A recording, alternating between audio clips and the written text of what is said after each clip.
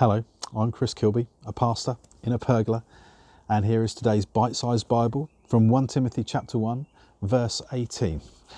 Here's what the Apostle Paul says to his son in the faith, Timothy. He says, "Timothy, my son, I give you this instruction in keeping with the prophecies once made about you, so that by following them you may fight the good fight of the faith." The word for you today is this: honour the prophetic.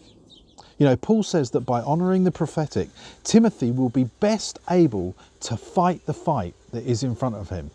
Now, Timothy had grown up around people of faith who had grounded him spiritually. Often it was the women, his mother, his grandmother. They'd have spoken to him into his life and prophesied into his life. And presumably the Apostle Paul as well would have spoken into Timothy's life and been bringing God's encouragement to him. And that really spurred him on. And when we don't have things spurring us on, sometimes we can get stuck.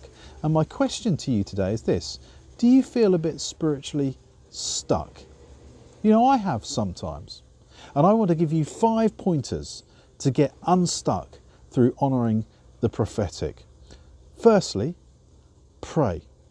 Pray and ask God to speak to you through the scriptures and through the words of others, that he would speak into your life. Pray and ask him for it.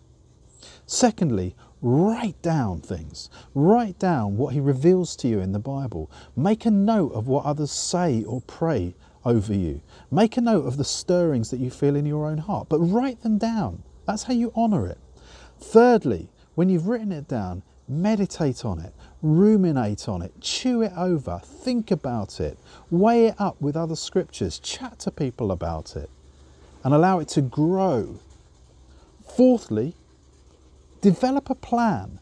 Look at what God has been saying to you and begin to think of what are the first steps that I need to take if I'm going to grow in this, or if I'm going to outwork in this, or if this dream is going to become a reality. What first few steps do I need to take? And finally, act. There's no point in God speaking to us if we park it and never act on it. So pray, write it down, meditate on it, develop a plan and act.